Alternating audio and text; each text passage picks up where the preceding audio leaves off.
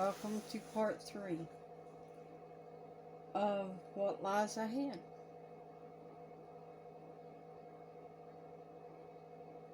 And I truly hope that you are listening, that you are understanding, that you are seeing what is going on in this world. You have been so blinded, your eyes have been so blinded, you don't even see that the beast system has set up Babylon all around you. What do you think these big skyscrapers are in all these big cities? It's Babylon. We have baby Babylons all over the world. And they're coming together as one. Babylon has been rebuilt. Everywhere. And what did God say when He come down? Him and the angels? During that time, look what man has set in their hearts to do. Thought they could build that tower into the heavens. And now, what does Satan say? I will set my throne in the heavens above. I will set my throne far above. Right? I will ascend into the heavens and I will set my throne. What are they doing? I will ascend into the heavens. NASA. Space Force. I will ascend into the heavens. And I will set my throne far above. And yet you believe everything that these people tell you about the stars. No, that's not the way God's children are supposed to read the stars. You're not supposed to believe, man, those things can be fake. The lunar landing, all that stuff was fake. And you believe it. And you're going to believe the great delusions because you keep believing everyone they tell you. Instead of looking out yourself with your own two eyes, going out into the atmosphere, and looking up at the sky for yourself, and praying for understanding of what God is showing you in the heavens. Because if you pray and there's something there He wants you to see, you're going to see it. God will never let you miss anything that is meant for you to see, if you trust Him. Jesus is a wise God. He will never let you miss anything that is meant for you, if you trust Him. Now let's get on into this footage, and I apologize for the lighting.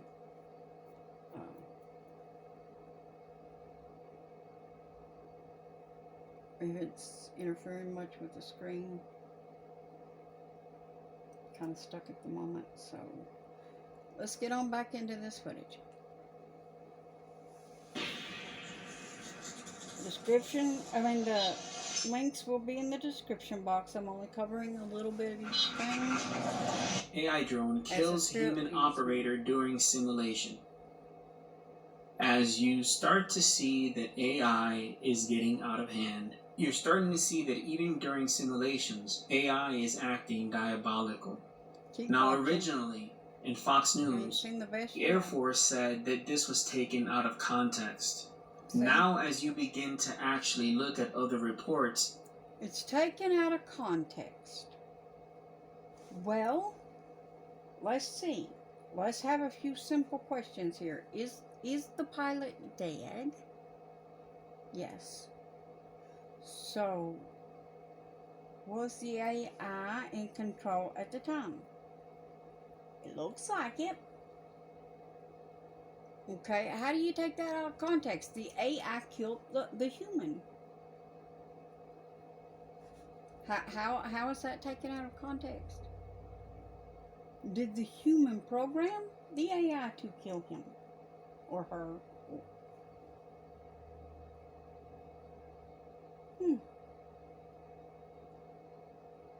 And if so, why?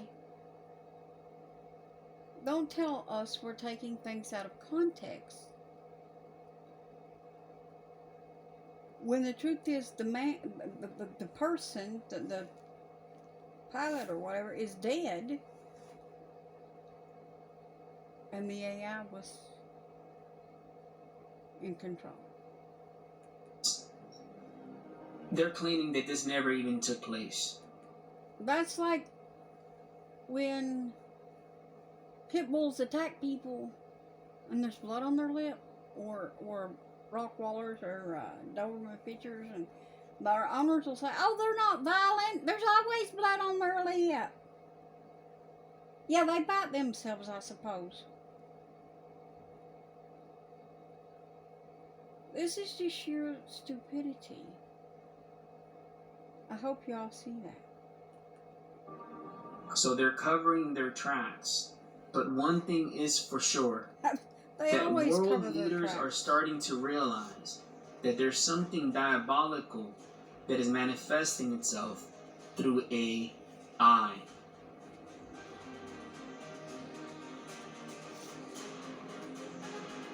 And today I want to talk about AI and the hierarchy of demons in Ephesians 6:12. You know, Ephesians 6:12 tells you that we wrestle not against flesh and against blood. Pay attention to that. That we wrestle against principalities, against entities. Do you ever find it that as you're trying to get closer to God, it's almost as if all hell breaks loose in your life? That as soon as you start praying more, as soon as you start even singing one worship song in the morning, it's almost as if everything just goes chaotic, and there's something that is suffocating you. There is something that is entangling you. There's something that's not allowing you to breathe or live free. These are principalities. These are entities. These are the... Pay attention now, people. I'm sorry for the interruptions. Getting back into this. That's not allowing you to breathe or live free. These are principalities. These are entities. These are the same entities that are manifesting itself through AI, and we'll talk about that more in a second, but these are the same entities that operate within a different hierarchy depending on where they rank in the demonic realm. But even above that, I mean, let me give you an example that I've recorded today of how an invasive species is able to take over a seed, and from a distance it looks like the actual tree, but when you get closer, that is when you see that a different entity has taken over. Check this brief clip out and we'll be right back. Here's an example of how strongholds kind of work sometimes. They work their way in. So here we have these bushes, and they have these plants that are growing right along top of them. And when you looked at it from the outside, before I got to do this yard, it looks like it's part of the tree. But as I start peeling it, you see that these layers were just pretty much overcrowding the natural plant, the natural seed. And you can see it all over. Like, look. You see how they're... That's how sin does us. Sin comes in as a creeping vine, creeping bush, not of the original plant. Not of the original plant.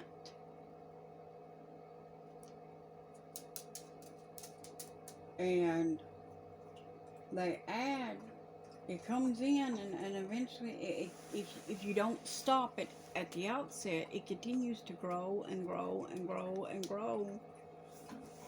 If you don't nip it in the bud at the outset, it's going to continuously grow until it covers you, and you're not going to be able to tell. The original plant from the takeover plant. So if you allow sin to come into your vessel and you continue in it and you don't nip it in the bud right away, it's going to keep growing and growing and growing until you are the demonic seed and not the angel of light. You're going to keep growing until you become festered over, and your mind is going to become callous to that takeover. And eventually you're going to think it was you all along that wanted to be that. We are in a time right now with this month being Pride Month, where a lot of people have been taken over by the weed of sin, and it has continued for so long, and so many of them, they think that's what the original plant was all along. And now here they are, stuck as a weed plant of sin. And many of them are content to be this. Many of them want to be this. They will fight for it, their right to be this, because they have now gone so far that they are the demonic kind. And the good seed is no longer there at all, because the bad seed has completely taken over. And this was just about the AI and how they're going to eventually take over if we don't nip this in the bud now. If we don't nip this in the bud now. It's too late to close the barn door after the cow has got out, as my mom always used to say. So you need to think about this, people. You really need to think about this and how these things are destroying humanity instead of helping it. Right now, Satan says, no, you will not surely die, Eve. Eat the apple. And Eve says, oh, it looks good for food. So what does she do? She eats the apple. And that's just an analogy. It wasn't really an apple. But it's a metaphor for the sin that was committed then and for the sin that is committed now. I'm going to get the next footage. Give me just a moment. Okay, for the rest of this little video, I wanted to get into Daniel 12. So let's get into Daniel 12 just a little bit, because it goes with this, a lot of this stuff that's going on and with these videos. So let's get into that a little bit, because the word is more important than anything. So let's get into that, and then I'll get into the next footage. And at the time, no, this is, and at that time shall Michael stand up, the great prince, which standeth for the children of thy people. And there shall be a time of trouble, such as never was, since there was a nation, even to that time, even to that same time. And at that time thy people shall be delivered, every one that shall be found written in the book. Now, I've already talked to you about how Babylon has been set back up. So bear that in mind. And, you know, it's talking about that there would be a time of trouble since there was a nation. It's talking about since 1948, when Israel became a nation. Right? You got to bear this in mind. Israel wasn't always a nation. So it's saying since there was a nation, even to that same time. And at that time thy people shall be delivered, every one that shall be found written in the book.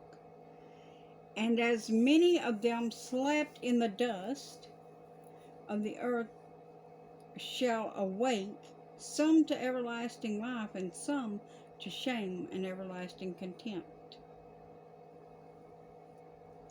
And he's telling Daniel here something about how when it is time for those to get up.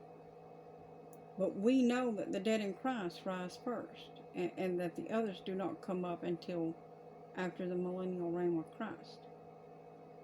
That's what it says in the book of Revelation. So you got to put these two books together to really understand.